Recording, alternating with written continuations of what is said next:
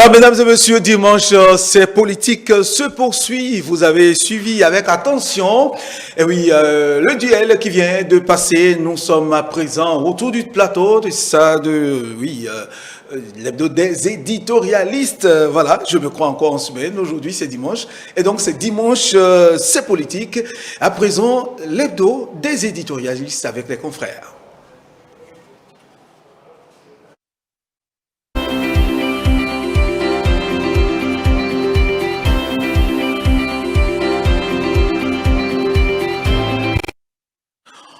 Une fois encore et ensemble avec les collègues, nous allons décortiquer l'actualité à partir bien sûr de certains sujets qui ont occupé l'essentiel de la semaine en matière d'information au plan national et international. Et pour ce dimanche, nous avons autour de ce plateau Cyriac Dekenou. Bonjour Cyriac. Bonjour Théodule, bonjour mesdames et messieurs les téléspectateurs de ETélé. Merci d'être là ce dimanche. Pour ce plateau. Avec vous, nous avons Daniel Dassi. Bonsoir Daniel. Bonsoir Théodule, bonsoir à nos amis téléspectateurs. Pour ne pas dire bonjour, je rappelle que vous êtes journaliste à Ado TV, Daniel Dassi, et puis Cyriac Dekenou, le directeur général de Bénin Émergent. Alors nous allons donc demain, Émergence. Émergence Info, voilà, Émergence Info, je m'y retrouve, Émergence Info. Alors nous allons donc tout de suite passer à l'essentiel, laisser Cyriac démarrer, puisque le principe est le même. C'est vous qui choisissez les sujets. En fait, le sujet qui m'a le plus préoccupé au cours de cette semaine, c'est ce coup d'État manqué en Guinée-Bissau, un coup d'État qui manquait, qui succède quand même, disons, à d'autres coups d'État que nous avons déjà connus dans des pays de l'espace CEDEAO, notamment au Mali et au Burkina Faso.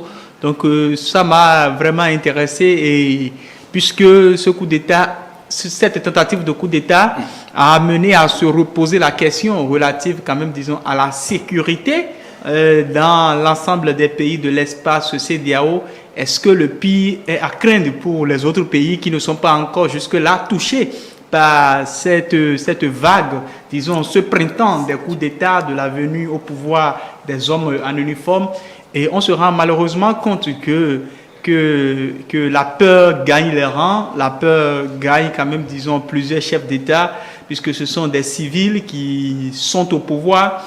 Et c'est comme si nous nous retrouvons encore dans les années 80, où les militaires reprenaient le pouvoir de façon successive. J'ai voulu qu'on en parle parce que on doit se poser la question de savoir si véritablement aujourd'hui, les chefs d'État civils qui sont encore au pouvoir dans certains pays de l'espace CEDEAO se trouvent véritablement en sécurité. L'autre question que l'on doit également aussi se poser, c'est celle de savoir pourquoi est-ce que cette tentative de coup d'État et ces coups d'État dans certains pays de l'espace CEDEAO sont autant soutenus par les populations à la base.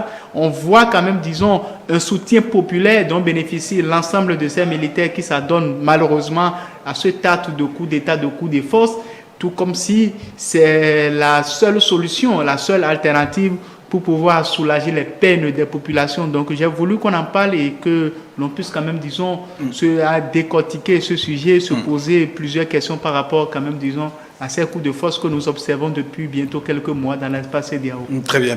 Oui, avant de passer la parole à Daniel Dassi, je rappelle aux téléspectateurs qu'ils peuvent interagir en participant à cette émission, juste en envoyant le message ou des messages au numéro qui s'affiche à l'écran, le 54 10 18 19, juste des messages WhatsApp pour nous permettre donc de vous suivre et de partager vos propositions ou de lire vos questions aux invités. Alors, Daniel Dassi, comment est-ce que vous voyez la situation?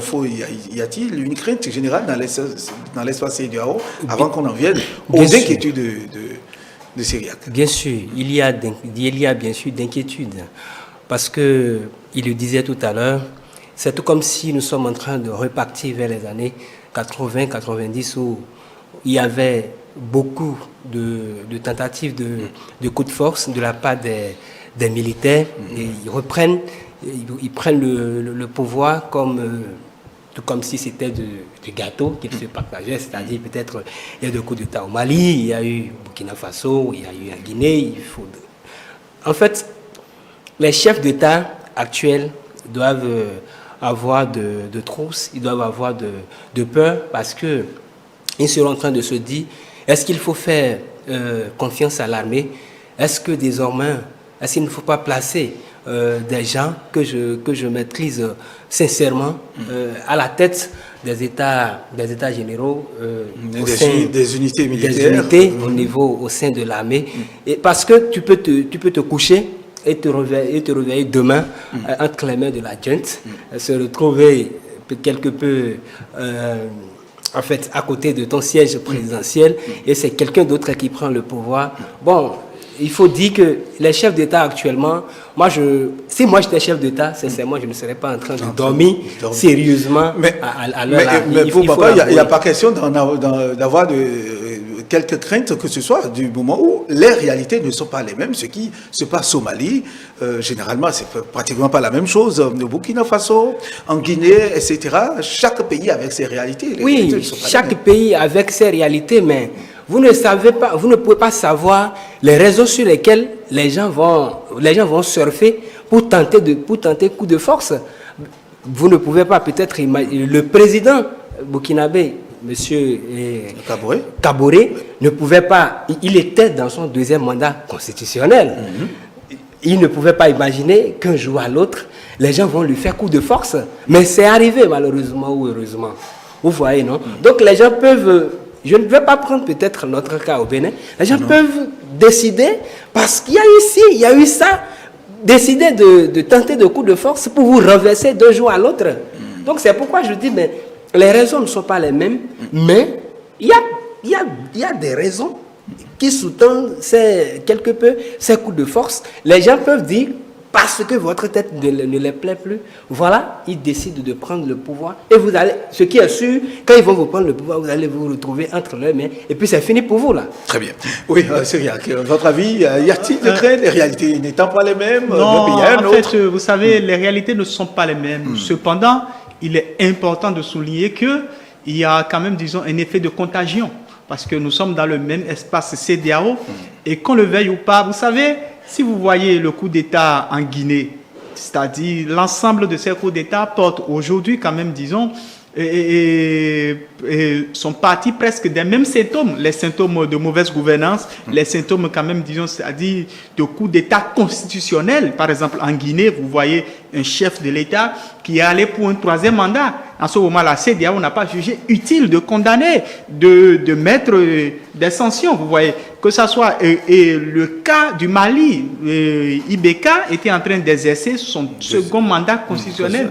Cependant, c'est des questions liées à une mauvaise organisation des élections législatives, au vol véritablement tangible. Ou organisation territoriale, est-ce que c'est pas un problème d'organisation? Non, en fait, j'en viens, c'est-à-dire, le problème au Mali, c'est deux types de problèmes. Une mauvaise organisation des élections législatives, où l'opposition s'est retrouvée quand même, disons, volée. L'opposition a été volée, des sièges ont été volés à l'opposition.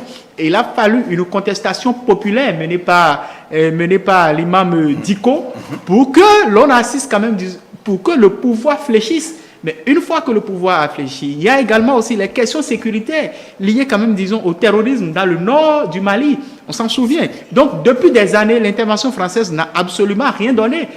Parallèlement à ça, il y a les forces armées maliennes qui croupissent quand même, disons, dans le Sahel, qui sont là, qui sont exposés.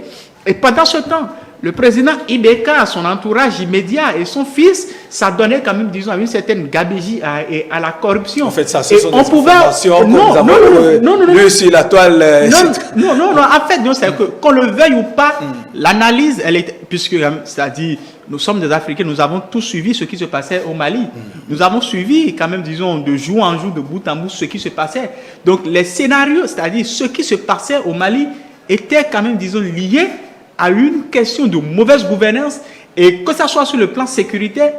Écoutez, vous parlez de c'est ce que nous avons appris sur les réseaux sociaux, mais cette affaire liée quand même, disons, à l'achat à l'achat d'aéronefs militaires qui n'ont jamais fonctionné à coût de milliards. Donc ce sont des situations qui, au Mali, ont amené les militaires à prendre le pouvoir, et ils l'ont pris dans un contexte où toute la population les a félicités, même si ce n'est pas forcément la solution. Au Burkina Faso, Ibeka, les élections présidentielles, on sait comment est-ce que cela s'est passé. Kaboré et Roch Marc Christian Kaboré, on sait comment est-ce que l'élection présidentielle s'est déroulée dans ce pays-là, où l'opposition s'est sentie volée. Au-delà de ça, il y a aussi la question sécuritaire.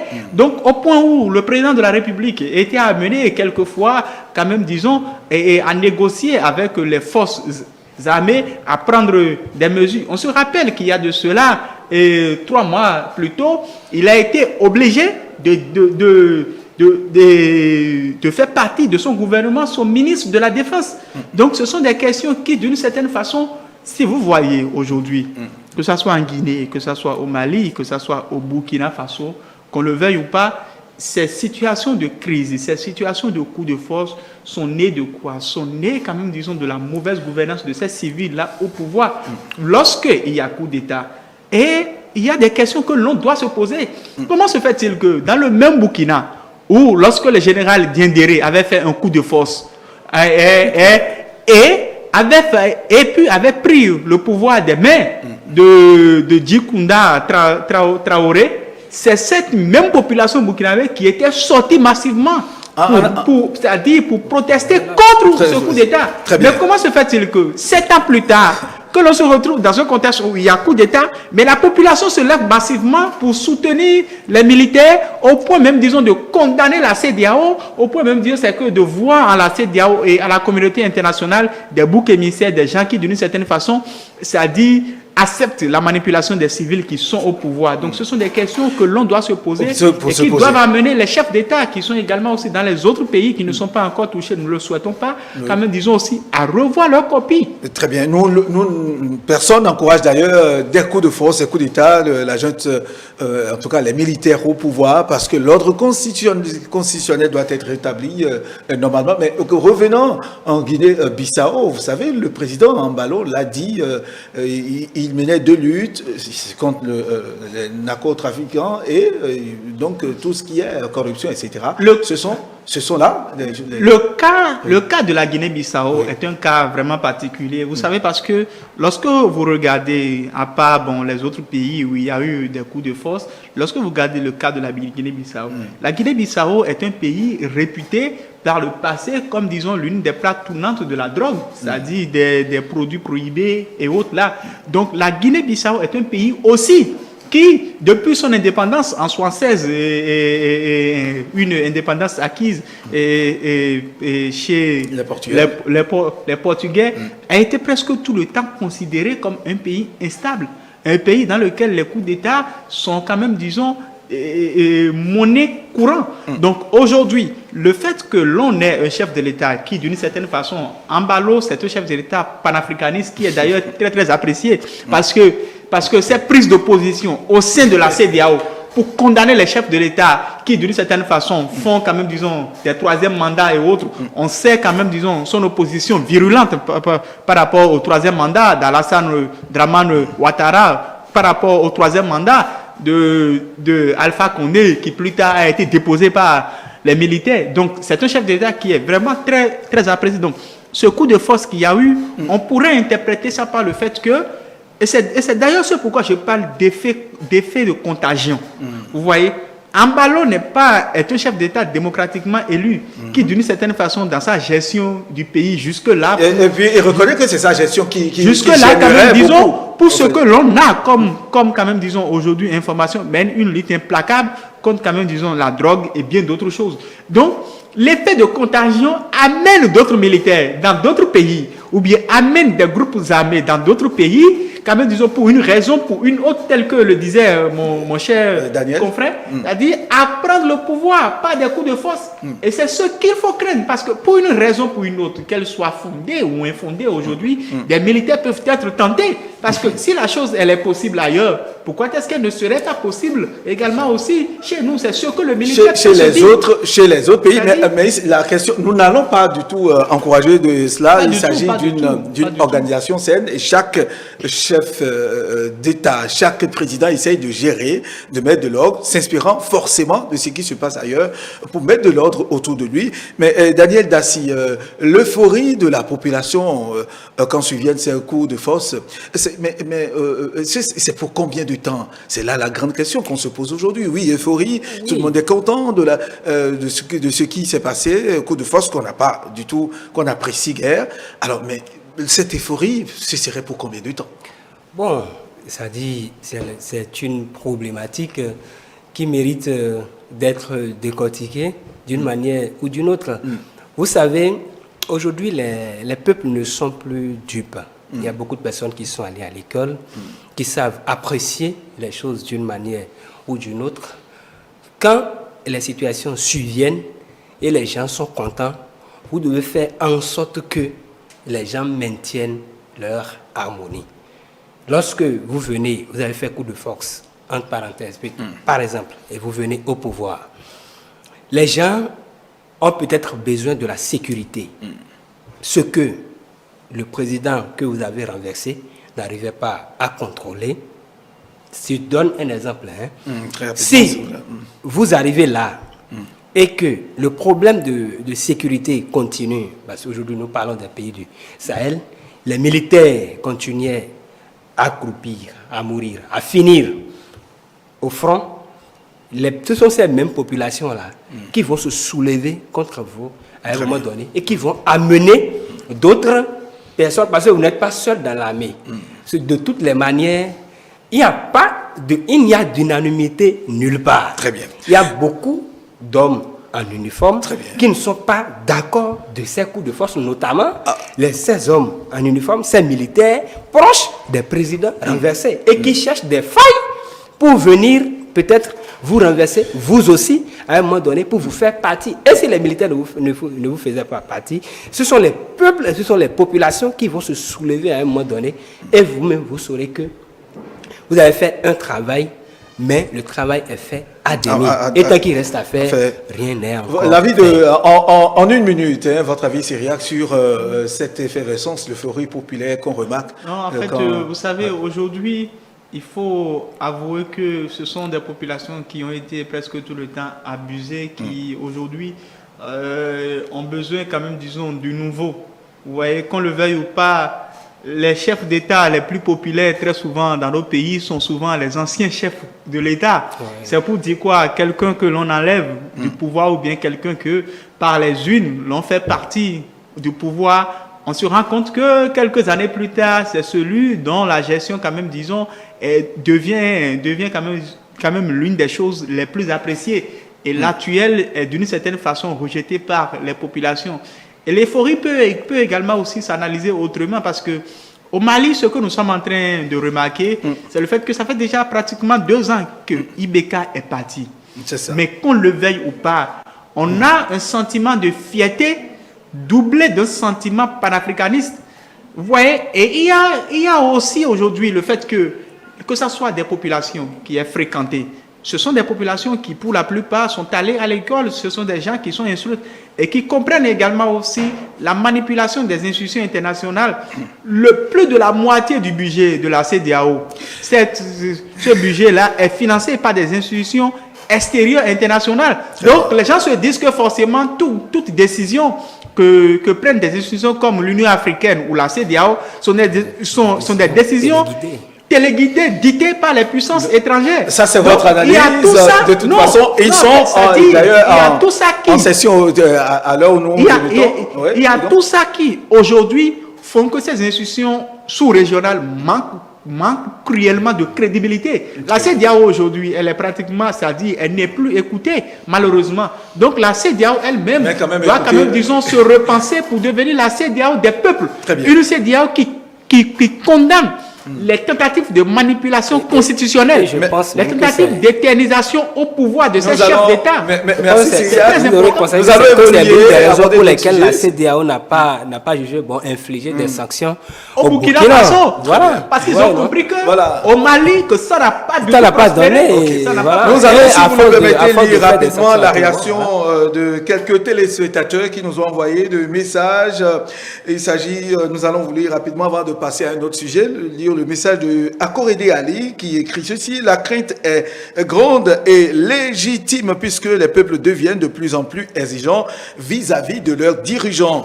Le problème est que les peuples n'ont plus l'assurance de sanctionner leurs dirigeants qui, par des moyens peu orthodoxes, font tout possible pour être réélus. C'est à la fois une expression populaire que viennent exprimer les militaires selon Akorede Ali, ce que nous n'encourageons pas de toutes les façons.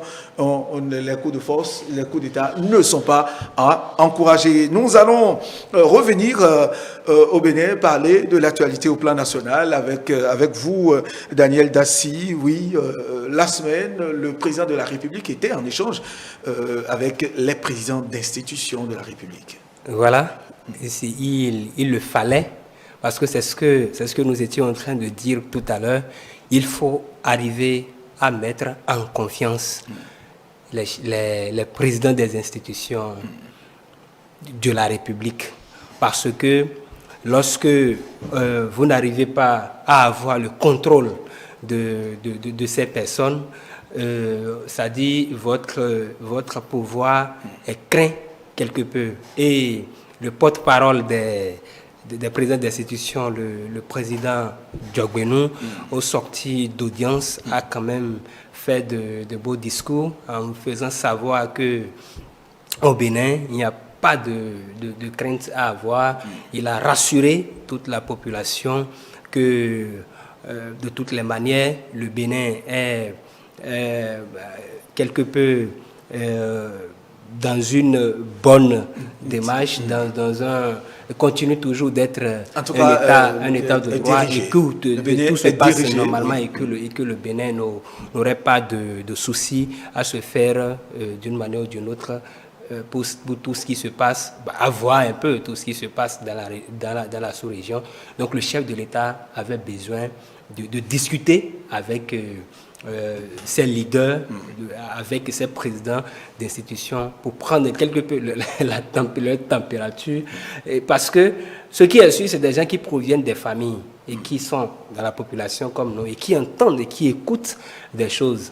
Il faut déjà les approcher pour savoir qu'est-ce qui se passe peut-être derrière mon dos, qu'est-ce que la population est en train de dire. Est-ce que les gens ne sont pas en train de mettre sur tapis ma gestion depuis 2016, bon, nous n'allons pas dire depuis 2016, depuis avril 2021, est-ce que tout se passe normalement? Ou selon vous, qu'est-ce qui ne va pas? Qu'est-ce qu'on peut améliorer? Voilà, je pense que ce sont ces genres de questions que le chef de l'État va poser au président des institutions. Et ensemble, ils vont trouver des voies et moyens, ils vont trouver des solutions pour rassurer la population, pour rassurer la population et pallier aux situations qui peuvent être en train de clocher dans les coulisses. Voilà. Sinon que jusque-là, nous savons que le Bénin est un pays de paix, le Bénin est en paix et le Bénin n'a pas de crainte à se faire. Et le Bénin restera toujours en paix, c'est notre souhait. Nous allons tous y travailler. Voilà, nous allons travailler pour, mais il faut que les dirigeants, les autorités nous aident à ne pas connaître les situations que d'autres pays autour de nous connaissent, parce qu'il n'y a pas de fumée sans la flamme. Très bien. Cyriac, votre avis? Non, cette rencontre, vous savez, cette rencontre, elle est la bienvenue.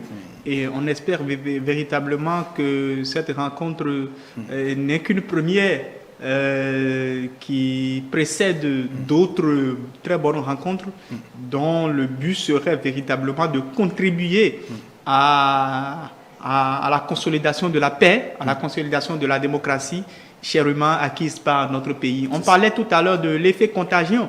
Vous voyez, en fait, c'est-à-dire, lorsqu'il y a eu vol chez votre voisin à côté et que vous avez appris comment est-ce que tout cela s'est passé, donc c'est tout à fait normal que vous aussi, une fois dans votre maison, que vous commencez quand même, disons, par voir les failles sécuritaires qu'il y a chez vous pour pouvoir régler les choses. Cette rencontre, on parlait tout à l'heure d'un dysfonctionnement des institutions de la République dans ces pays-là où il y a eu les coups de force.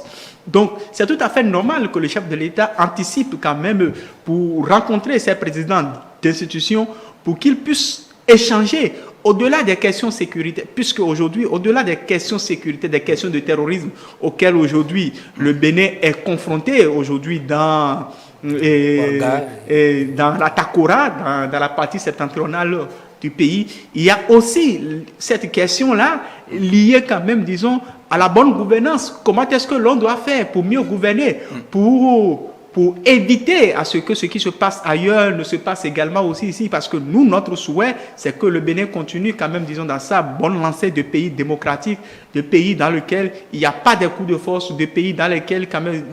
Et de pays dans lesquels il n'y a pas de coup de force, de pays bien gérés, bien gouvernés. Et nous comptons quand même sur... Nous avons une armée républicaine qui est au service de la nation. Pendant longtemps, le Bénin n'a jamais été touché par ces questions-là de terrorisme. Et aujourd'hui, il faut aussi avouer que le chef de l'État, dans son discours à la nation et le 31, a rassuré les uns les autres pour dire que les moyens de nos forces de défense et de sécurité seront renforcés. Et notre souhait également, c'est que le gouvernement en est conscient. Que ces moyens, effectivement, soient forcément renforcés, puisque depuis quelques jours, on n'entend plus rien. On n'entend plus, quand même, disons, qu'il y a eu un soldat béninois qui a été tué au front depuis quelques jours. Donc cela voudrait dire que nous sommes en train progressivement de maîtriser la situation. Nous sommes en train de maîtriser la situation. Donc c'est cette question liée à la recrudescence des coups d'État dans la sous-région qui certainement est venue se rajouter à la problématique sécuritaire déjà en cours. Ouais, donc c'est tout à fait normal qu'il y ait ces échanges-là. Et nous allons souhaiter à ce que les populations puissent aussi comprendre mieux leurs dirigeants et que les dirigeants facilitent également aussi les choses à la population à la base pour que nous puissions vivre dans un pays où il n'y a pas de crainte, où l'on vit mieux, où le coût de la vie est moins cher, où les uns et les autres s'épanouissent. Très bien. Merci à vous. Et la question, bien sûr, concernant les élections législatives à venir, est aussi l'un des sujets que nous allons aborder avec vous, Daniel Dassy. Vous avez voulu en parler, les législatives où les partis politiques s'organisent, ça fait chacun dans son coin. Oui, évidemment. Moi, j'ai décidé d'opiner un peu sur cette question parce que vous ne restez pas sans savoir que les élections législatives de 2019 ont amené beaucoup de dégâts et ont amené beaucoup de grincements de dents ici au pays. Donc nous sommes en train d'aller vers une autre élection législative. Est-ce qu'il ne faut pas déjà mettre les garde-fous? Est-ce qu'il ne faut pas déjà essayer de voir au niveau des partis politiques ce qui ne va pas en même temps pour que, in fine, qu'on ne retrouve pas, comment appelle-t-on, les fautes mineures, les fautes majeures pour mettre de côté certains partis qui doivent véritablement prendre part aux élections pour ne pas susciter ces problèmes que nous avons eu à rencontrer par le passé. Parce que si les élections doivent se passer normalement, je pense que cela dépend en partie de l'organisation des partis politiques légalement constitués au pays. Et si ces partis ne sont pas bien organisés, nous allons observer de catastrophes lors peut-être des positionnements, des dépôts des dossiers, et au finish, ils auront des problèmes, peut-être à la Sénat, ils seront disqualifiés, et on va encore revenir à la case de départ, D'autres vont commencer par dire, voilà, et la Sénat ne veut pas que... D'exclusion, crier. Oui, d'exclusion. Pour le moment, il faut déjà que les partis commencent à prendre les dispositions qu'il faut pour présenter les candidats qu'il faut pour qu'il n'y ait pas de rejet de dossier à la Sénat et que tout se passe merveilleusement bien. Sinon, il y aura encore de soulèvements populaires dans ce pays. Parce que nous n'allons pas souhaiter, non. Oui, on ne peut pas le souhaiter. C'est pourquoi en moins d'un an pour le moment. Pas de soulèvement. Les partis politiques auront les voies et moyens pour faire leur recours, mais pas de soulèvement. Nous n'allons pas. Il faut déjà que nous commencions par attirer l'attention des partis politiques, les chefs de partis qui sont à l'écoute, qu'ils savent qu'ils ont un rôle à jouer. Ils doivent nous aider parce qu'après tout, ils ont leur maison à l'extérieur. En fait, ils ne vivent pas en tant que tel au Bénin ici avec nous. C'est nous qui subissons. C'est nous qui subissons. Les gens qui sont morts à Kadian la fois dernière, les gens qui ont perdu quelques membres de leur corps ne viennent pas de la famille de ces politiciens-là, qui nous facilitent la tâche. Voilà. D'accord. Merci. Non, ce que j'apprécie déjà, c'est le fait que il y a quand même de liens entre les divers sujets que nous sommes en train d'aborder depuis. On a parlé des questions de coup d'État et on a parlé d'une rencontre entre le chef de l'État et les présidents d'institutions. Donc, une rencontre pour éviter le premier sujet abordé. Et maintenant, on parle de cette question liée aux élections législatives de 2023. Ouais. Qu'on le veuille ou pas, aujourd'hui, tous les acteurs politiques réunis ont une forte responsabilité. Parce que c'est l'échec des politiques qui, d'une certaine façon, crée des situations de tension. Si les populations aujourd'hui adulent les militaires qui prennent le pouvoir, c'est parce qu'ils ont fini par remarquer que les politiques ont véritablement échoué. Et cela n'arrivera pas au Bénin. Vous savez, on a organisé une élection législative et on sait tout ce qui s'est passé. L'affrontement qu'il y a eu dans le nord du Bénin. Vous voyez, l'élection présidentielle, idem. Si pour l'élection législative, surtout dans un contexte où nous sommes menacés par les djihadistes, dans le septentrion... Les djihadistes n'ont rien à voir avec nos élections. Non, élections législatives. Non, en fait, c'est-à-dire, j'ose croire que nous ne sommes pas en train de mener un débat tartuffe où nous allons nous empêcher de voir les réalités en face. Vous savez, ce qui s'était passé en 2019, supposons qu'il y avait la menace sécuritaire actuelle.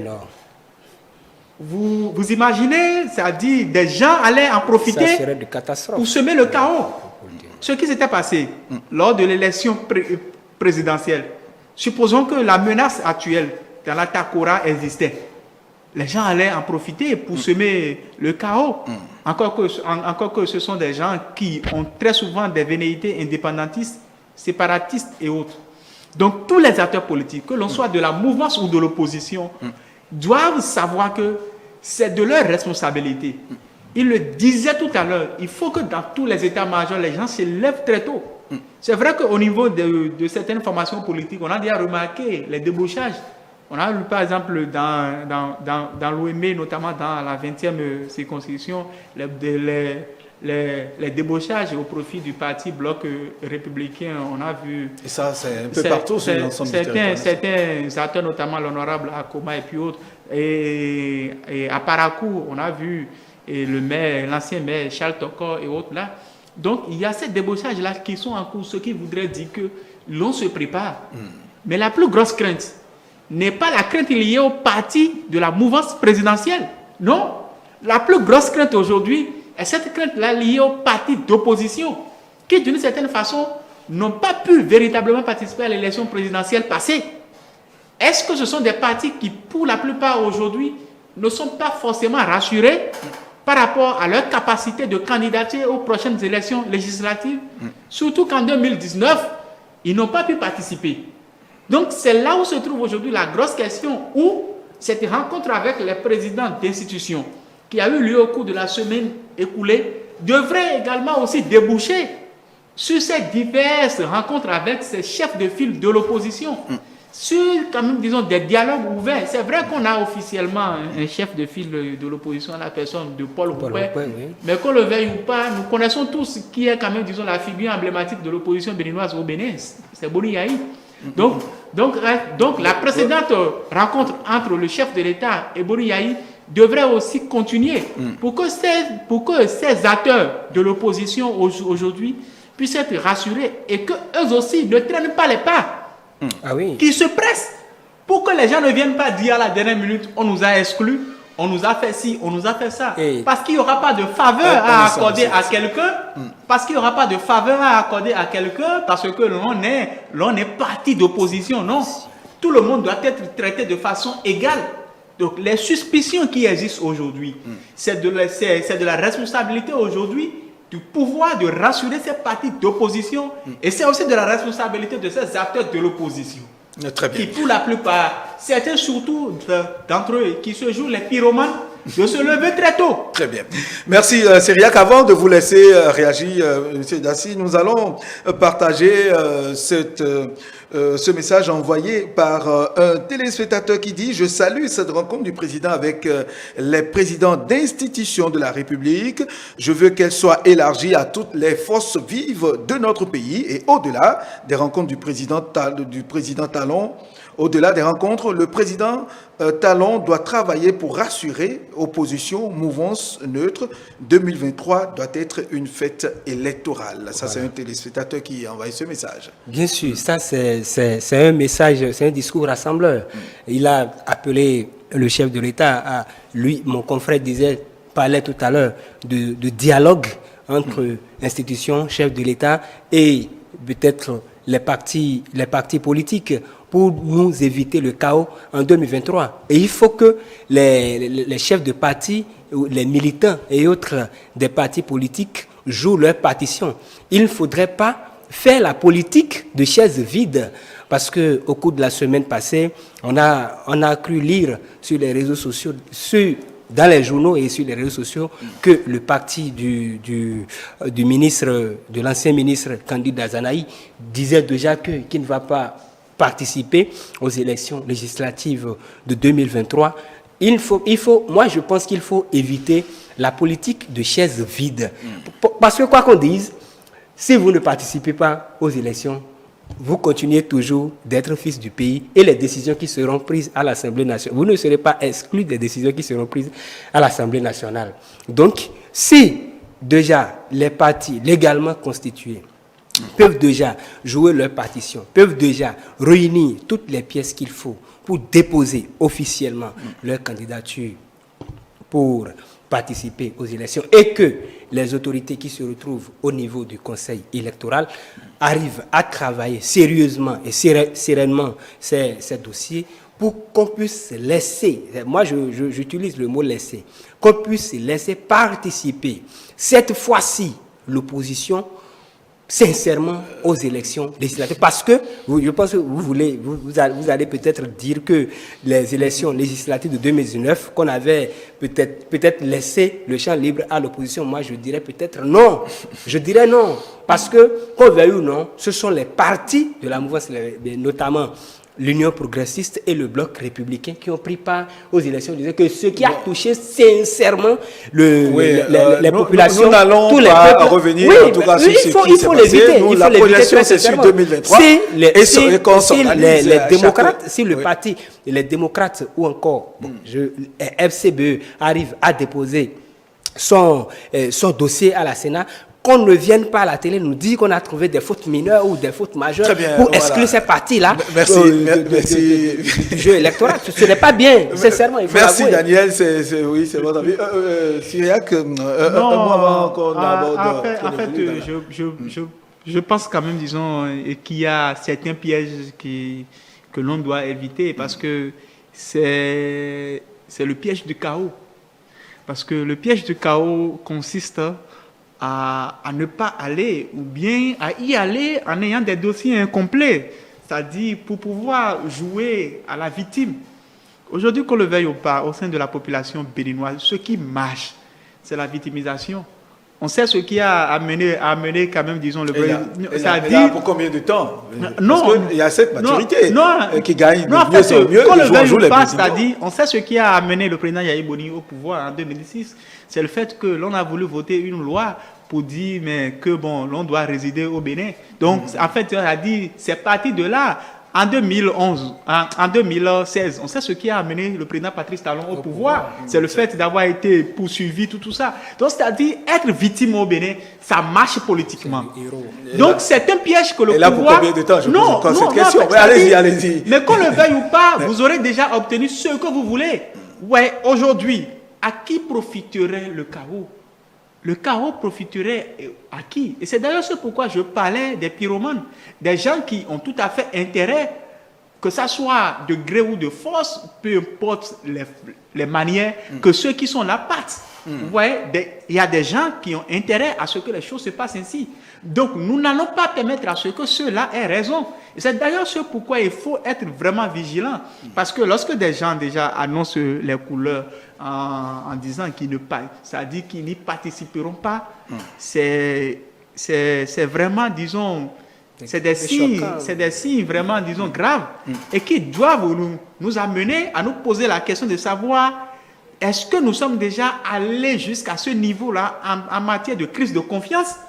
Parce que si on a organisé 2 élections où ils n'ont pas pu participer, certains se disent peut-être que ça servira alors à quoi d'aller pour une 3e fois. Donc le pouvoir doit prendre ses responsabilités, rassurer les uns et les autres. Et l'opposition, elle aussi, ne doit pas quand même, disons, se laisser tromper. On a vu comment les élections communales se sont passées. Des gens n'y ont pas cru. Mais aujourd'hui, les FCBE ont des mairies, même si aujourd'hui, par la suite, par la force des choses, ils ont des maires qui ont été débauchés et autres. Mais quand même, disons, ils ont pu gagner. Donc, ils ont pu gagner. Et c'est ça qui est comptabilisé pour eux et qui leur permet aujourd'hui de bénéficier aujourd'hui du financement public. Donc, que les partis comme les démocrates, Candide Azanaï, on le connaît, on sait que c'est quelqu'un qui, d'une certaine façon, est très rigide. Vous voyez, en matière de fonctionnement politique, c'est quelqu'un qui a une idéologie politique un peu plus quand même, disons, marxiste. Vous voyez, donc ce sont des gens qui, d'une certaine façon, lorsqu'ils ne vous soutiennent pas, c'est qu'ils ne vous soutiennent pas, ils n'ont rien à faire avec vous. Très bien. Donc le pouvoir prendra ses responsabilités pour que les uns et les autres puissent quand même participer. Oui, très rapidement, en 30 secondes, parce que vous ne restez pas sans savoir que c'est à partir de ces élections législatives de 2023 qu'on saura réellement les partis d'envergure nationale. Parce que lorsque vous n'aurez pas, vous avez beau participer aux élections, mais lorsque vous n'aurez pas à réunir les 10% sur le plan national, c'est-à-dire vous perdez vos sièges. Moi, je souhaiterais qu'on puisse ouvrir la voie à tout le monde, pour que tout le monde puisse participer réellement aux élections, pour qu'on sache désormais les partis portés sincèrement par le peuple. Parce que c'est le peuple qui va voter. C'est le peuple qui va choisir celui qui ira le représenter à l'Assemblée nationale. Qu'on ne force pas les gens à choisir ceux qui ne veulent pas, qu'on le veuille ou non. Il n'y a pas eu de débat en tant que tel à l'Assemblée nationale au cours de cette... C'est vous qui le dites, vous n'êtes pas à l'Assemblée nationale, Daniel Dassy. Vous n'êtes pas député à l'Assemblée nationale. On a tellement vu des débats d'idées qui émerveillaient le peuple. Mais vous abordez les députés à l'Assemblée nationale aujourd'hui, vous diront qu'il y a eu de bons débats, de sérieux débats contradictoires à l'Assemblée nationale. Nous allons évoluer, parler, puisque nous parlons de la population, la population qui vit aujourd'hui cette réalité, qui côtoie aujourd'hui cette réalité qu'est la pandémie du coronavirus. Mais on constate un abandon total des gestes barrières. Vous avez voulu en parler, mais à qui la faute? Non, l'abandon total.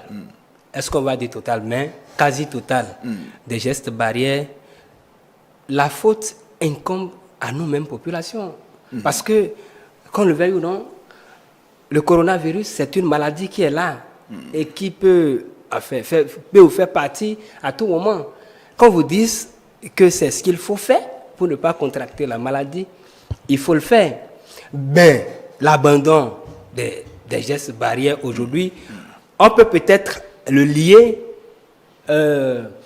au fait que les gens reçoivent déjà leur dose de vaccin. Mais ça ne vous met pas à l'abri. Oui, ça ne vous met pas à l'abri. Mais est-ce qu'on a pris le temps d'expliquer sérieusement que le vaccin ne vous protège pas à 100% contre le coronavirus? Il y a d'autres qui se disent, lorsque j'ai le pass, mais c'est le discours d'ailleurs. Avant d'aller quelque part, on vous dit, sans passe vaccinal, vous n'avez pas accès. Vous avez le pass vaccinal, même si vous ne portez plus de cache-nez, vous pouvez aller dans l'administration. Vous pouvez faire... Oui, bien sûr. Non. Vous avez votre passe, vous portez votre cache-nez pour entrer dans l'administration. Bien sûr, mais aujourd'hui, ce qui est prioritaire, c'est le pass vaccinal. En circulation, au début, en circulation, lorsque vous n'avez pas porté votre cache-nez, vous avez peur même de voir le policier. Parce qu'il va vous arrêter, il va vous arracher votre moto, il va vous arracher les pièces de votre voiture. Mais aujourd'hui, vous avez à Cotonou ici déjà, combien de personnes portent encore le masque? Et qu'est-ce qu'il faut faire circulation pour qu'on gagne du temps? Qu'est-ce qu'il faut faire, selon vous, Daniel? Qu'est-ce qu'il faut faire? Il faut intensifier la communication, tant bien pour aller faire le vaccin, mais aussi pour continuer à respecter les gestes barrières. Parce que les communications, ces derniers moments, sont accentuées sur le vaccin. Eh bien, les gestes barrières sont quelque peu laissés pour compte. Les rencontres que le porte-parole ou le gouvernement a eu à faire avec les acteurs des médias par le passé, tout est accentué sur le vaccin. L'État s'est fixé un objectif en décembre dernier, vacciner un certain nombre de populations. Merci. Et on n'a plus beaucoup de temps. Nous allons, si vous le permettez, laisser... Mais il faut continuer à respecter les gestes barrières pour nous protéger et protéger les autres. Très bien. Cyriac, votre avis sur l'abandon quasi total, parce que là, Daniel a dit de ne pas parler de total, mais de quasi total des gestes barrières. L'abandon, c'est vrai, ça se voit, ça s'observe dans nos villes aujourd'hui. Vous savez, les Béninois et les Africains, surtout au sud du Sahara, dans la généralité, ont pu d'une certaine façon dompter le mal qu'est le coronavirus, si je peux m'exprimer ainsi, parce que vous savez, aujourd'hui, la Coupe d'Afrique des Nations, elle se déroule. Vous voyez dans les gradins qui sont, c'est-à-dire, est-ce que les gens portent les masques? C'est-à-dire, les gens n'en portent même plus, c'est-à-dire, les gens n'en portent même plus. Ouais, donc il suffit simplement d'avoir le pass vaccinal et qu'aujourd'hui, l'on se dit que l'on est totalement à l'abri. Donc, c'est le taux élevé de vaccination aujourd'hui qui, d'une certaine façon, conduit à l'abandon des gestes barrières, à l'abandon, quand même, disons, du port des masques. L'autre question qu'il faille aussi se poser, c'est que s'il n'en est pas ainsi, alors... quel serait alors l'élément qui pourrait motiver les autres à aller se faire vacciner? Si, quand bien même je me suis vacciné, je dois être toujours en masque, je dois toujours continuer par observer les gestes barrières, qu'est-ce qui pousserait alors quelqu'un qui s'était pas vacciné à aller donc le faire? Et je suis même allé loin. Et une fois sur l'un des plateaux de chaînes de télévision, a posé la question par rapport à ce qui se passe au niveau des officines de pharmacie. C'est-à-dire, aujourd'hui, vous êtes vacciné, mais vous arrivez au niveau